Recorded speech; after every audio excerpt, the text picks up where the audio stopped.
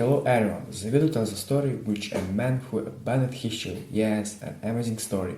Write your opinion in the comments, enjoy your reviewing. I broke up with my woman because she got pregnant, but we had. I ended up getting my girlfriend pregnant even though we took all the precautions, so I offered to cover the costs for an abortion. But she wants to keep the baby. Now she's pleading with me to stay and be a father, but I'm planning to give up my parental rights. I'm a 30-year-old man named Mike, who had been in a relationship with my now ex, Sarah, a 26-year-old woman, for a little over 8 months. We always took a lot of precautions during sex. She was on birth control, and I always used condoms because I wanted to avoid having a child. I've known for years that I don't want kids. They irritate me and would greatly restrict my ability to enjoy things like traveling and outdoor activities. Unfortunately, Sarah missed her period, and it turns out she's pregnant. She came to me with the news, and my first suggestion was for her to get an abortion. Since we don't live in a state where it's legal, I offered to pay for her travel and accommodations and said I'd go with her to get it done. I have a stable job and earn good money, so it wouldn't be too much of a financial burden for me. She works as a cashier and doesn't make much, so I thought it would be better if I covered the expenses.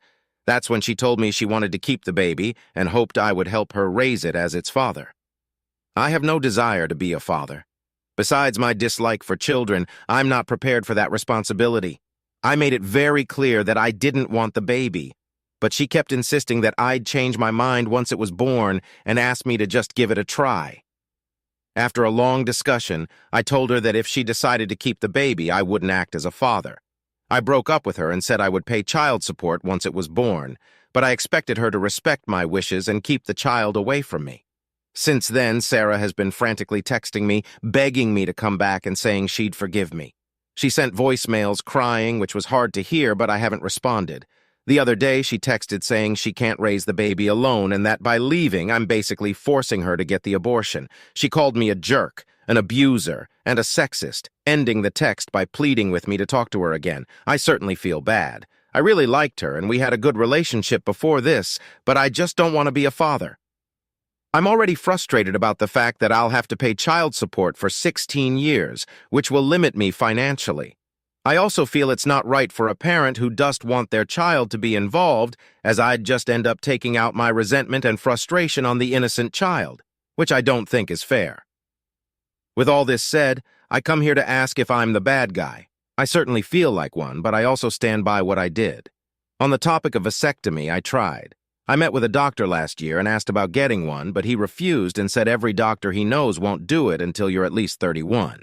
It's a conservative state, and while I dislike the politics, I was born and raised here and feel attached to the state, so I've never felt the urge to leave. Someone suggested I should have flown elsewhere to get one, and I guess they're right, but I just didn't think about that. Regarding birth control, I bought the condoms myself, so they were fine. Whenever we were done, I threw the used condoms in the dumpster, so I don't think she went dumpster diving. I asked her on our first date if she was taking birth control, and she said yes. I took her at her word, maybe naively, but if she was lying, she'd be the first I've met to lie about that. Most girls I've met are honest about it.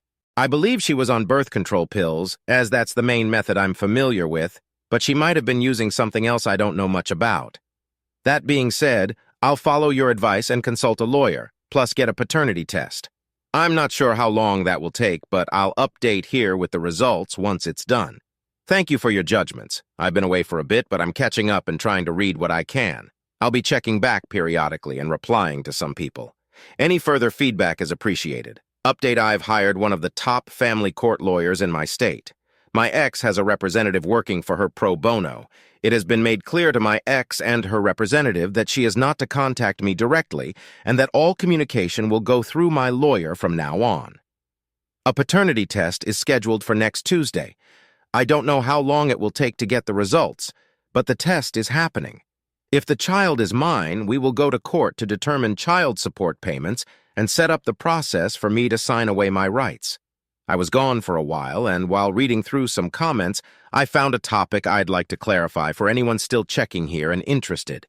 At the beginning, I said I made sure to take lots of precautions. I thought people would understand that I had made my intention to not have kids clear from the start. I just wanted to make that clear. She told me she wasn't looking to have kids.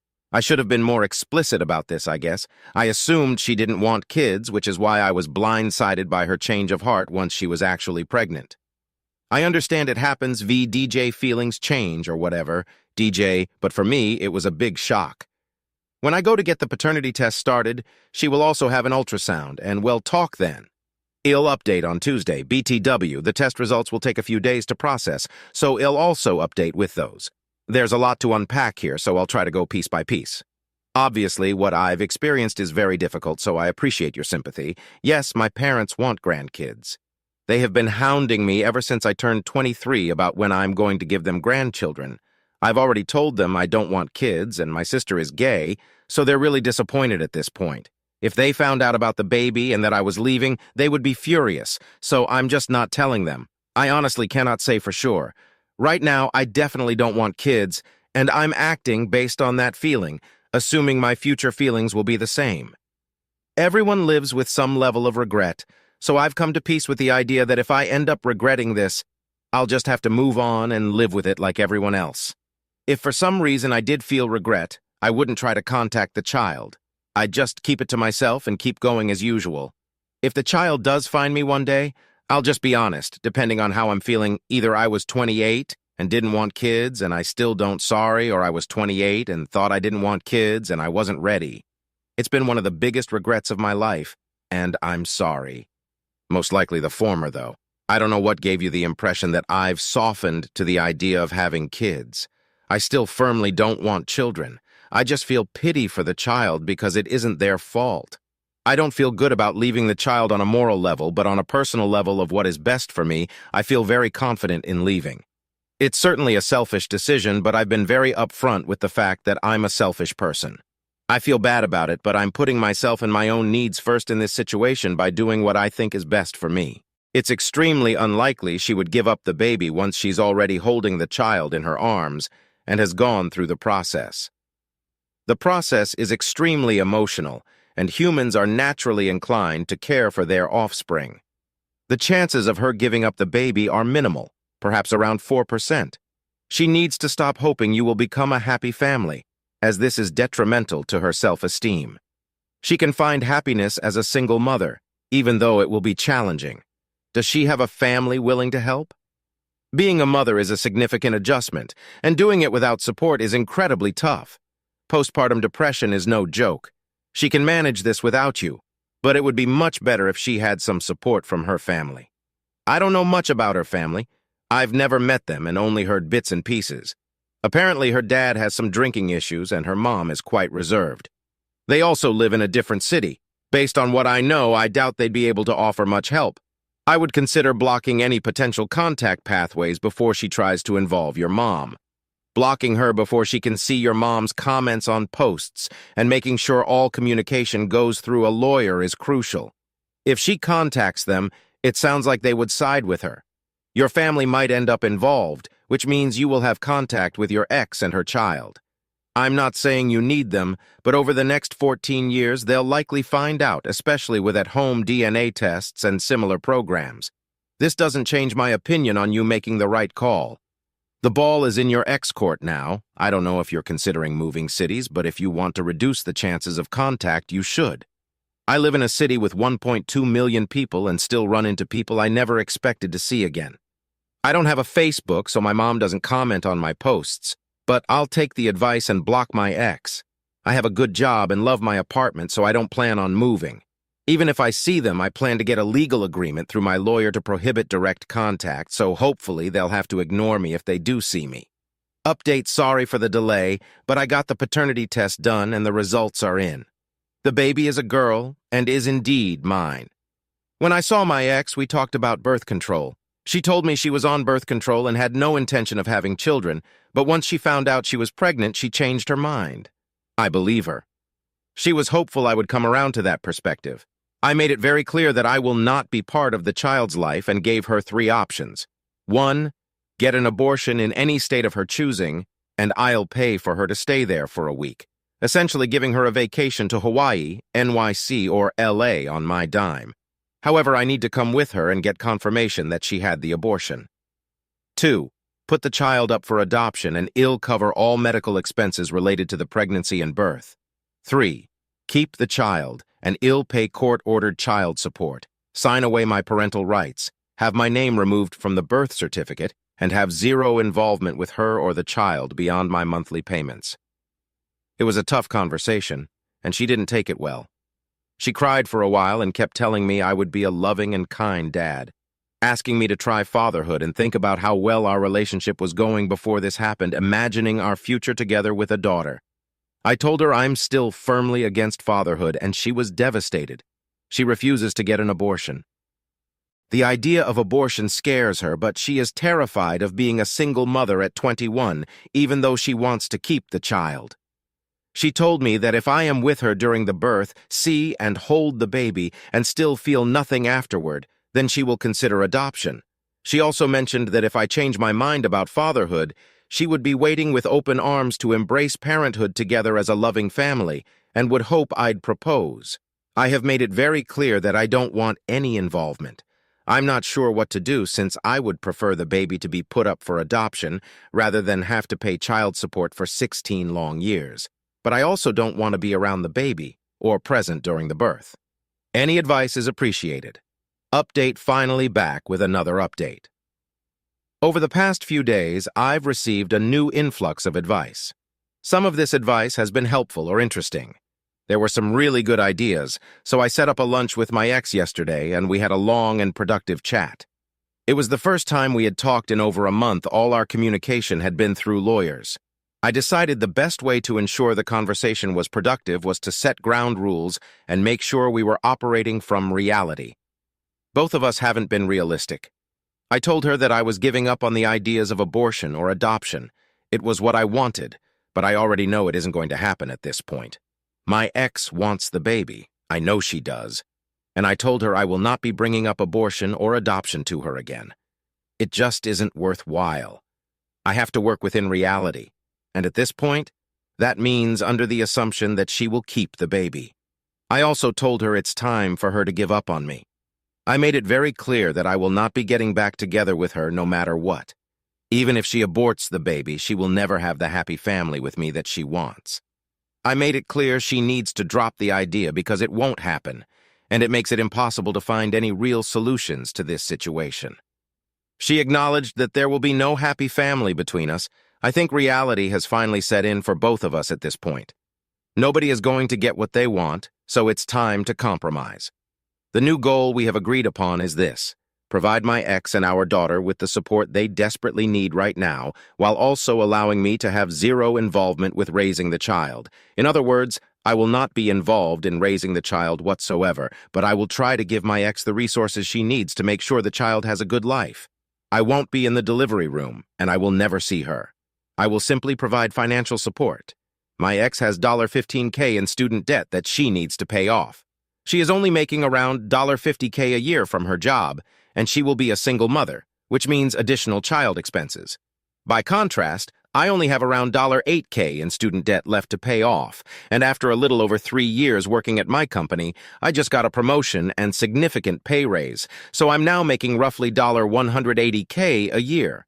Additionally, there is plenty of room for further growth in my field, with income growth potential all the way up to $275K a year, although that is still pretty far off in the future. I'm not saying any of this to brag, just to put our situations in perspective. I'll have all my debts paid off by the end of 2025.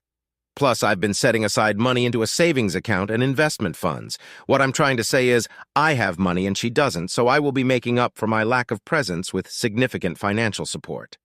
I would prefer to avoid court, so I worked with my ex to find a fair monetary support system. What comes next is a handshake agreement between the two of us. If someone has a problem, they can go to court and determine child support that way. We talked for a while about what a fair payment system would look like, and this is what we decided on. I will pay for all of my ex's medical expenses that come with her carrying the baby, including doctor visits and hospital bills. When the baby is born, I will pay my ex $3K monthly in child support to cover the child's expenses. This will give my ex some financial relief and allow her to continue paying off her student debt. We don't have exact numbers, but our estimate, using phone calculators, was that it would probably take her between 5 to 7 more years to pay off all her student debt. Once she has paid off all her debt, the monthly child support payment will drop to $1.5 thousand monthly. If my ex finds a partner who she marries and who takes on the role of a father to the child, then my child support payments will stop since he will provide additional income.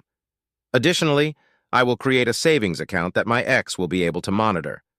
Starting the day the baby is born, I will deposit $600 into the account. I will then deposit $600 into the account on the first day of every month until the child turns 18.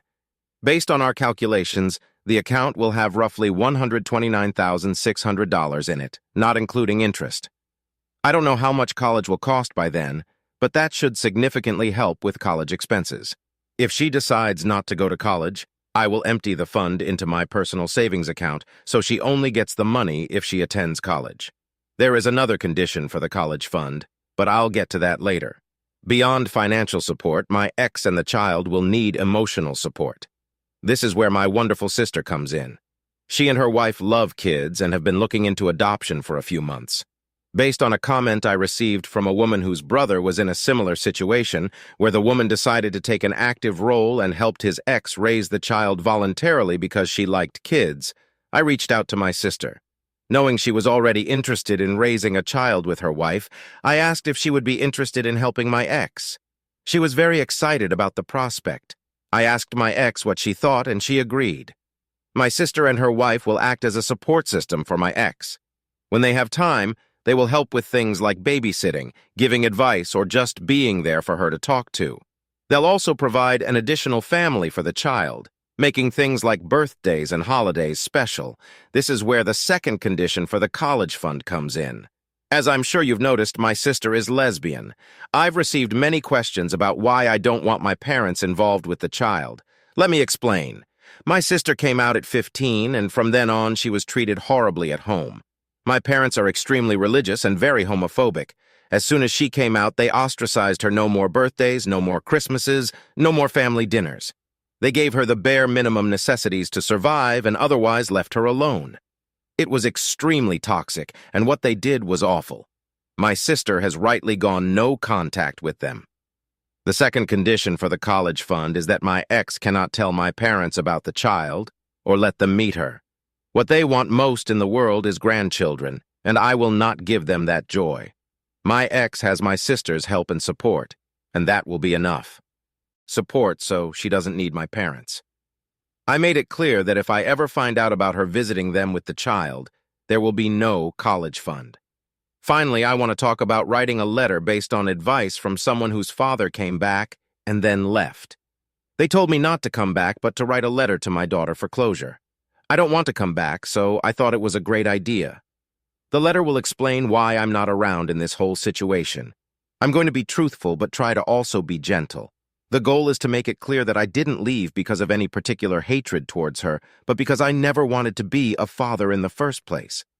It'll also include something about how hard her mother tried to make me reconsider and how much her mother loves her. I'll end it by wishing her good luck in life. The letter will be officially notarized and signed by both me and my ex. When she turns 18, if she has questions about me and wants them answered, my ex will give her the letter. If the letter still can't satisfy her and she wants further answers, I've given permission for her to talk to me in person. I feel I owe it to her to answer her questions in person if that's what she needs for closure. My ex also felt strongly about wanting my name on the birth certificate, so I've agreed to that. In summary, my ex will keep the child, I will provide child support payments, and I will set up a college fund on the condition that the child goes to college and my parents are never involved in the situation. My sister and her wife will help my ex by acting as an extra support system for her, and I will write a letter to my daughter explaining why I am not present, to be given to her only if she wants it as a way for her to gain closure. This will likely be my last update. Things are mostly figured out. Thank you for all the advice and help. Also, for anyone who hasn't seen, I'll be getting a vasectomy in Colorado in February 2024. I'd already mentioned it before, but I'll put it here too. Update: happy holidays to everyone. Hope you're having a nice winter.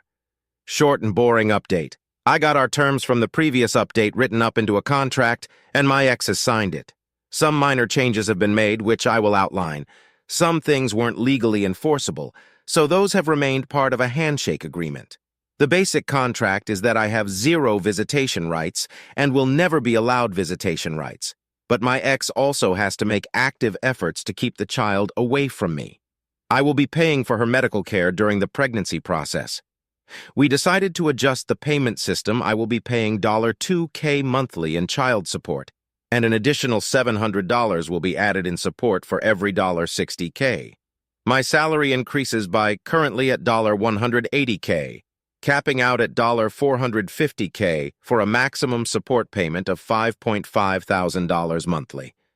The handshake part of the agreement is the college fund in exchange for not notifying my parents of their granddaughter's existence. The college fund will be monitored by my sister. I will deposit $600 per month until the kid turns 18, and then the fund will be made available to her if she is going to college. If the child decides to pursue college or trade school, she will have access to the full fund. If she decides not to pursue higher education, she will receive a flat sum of $20K, roughly 1/3 of the total fund, and the remainder will revert to me. We scrapped the idea of a letter. If she wants to find me when she turns 18, she will have to search for me on her own. I decided it's best to make it a slightly higher barrier to finding me. My sister will still be involved in helping my ex with parenting, and they have decided to make the girl aware that my sister is her aunt. Everything is pretty much settled.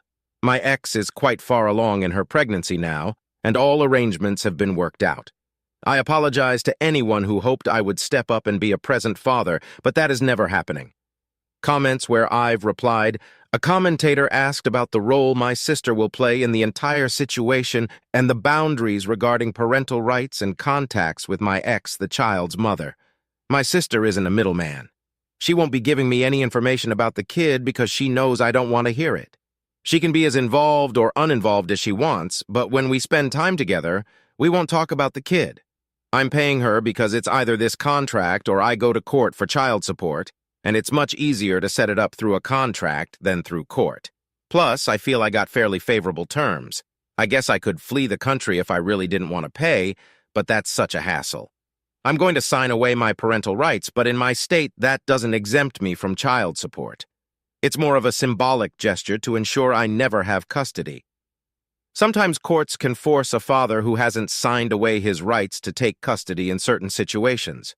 It also ensures that if something happens to my ex, the kid won't fall to me. My ex's ultimate goal is a happy family, so if she finds a guy she likes, the goal is for her to marry him. If he wants to, he can adopt the child, which would cease my payments, though the college fund agreement would continue. Beyond monthly payments, I will have 0 contact with my ex. I don't plan on showing my financials to anyone I date in the future. If I find someone I'd want to marry, then I'd come clean about what's going on, but I don't plan on disclosing it until very late into relationships. If it's a deal breaker and ends the relationship, then I'll find someone else. If she finds me, I'd hope she never feels the need to. If she does, I'll probably be straightforward and tell her I never wanted kids to begin with. It's nothing against her specifically. I was just against the idea of having children. I will not remain in contact with her if she comes to visit. The plan is for her to talk, vent, or ask as many questions as she wants and then move on for good. I don't want a sustained relationship, so it's going to be a one-time thing. Cora. If the girl knows your sister is her aunt, she will quickly figure out you are probably her dad once she's online. Uop. Hopefully, my ex will be smart enough to know that kids don't belong on social media. I wasn't given a phone until I was 15, and it had heavy restrictions. I wasn't able to make any social media accounts until I was 18. As annoying and conservative as my parents were, this was one of the few things they did right. Children don't belong on social media until they are 18. If my ex doesn't raise the kid like this, that's fine. But my sister and I have already talked about this. The plan is that once she gets a social media account, my sister will share it with me, and I'll block her immediately so she can't contact me through social media. Guys, it's a really interesting story. What do you think? Like and subscribe to the channel on Instagram and Discord. Good luck!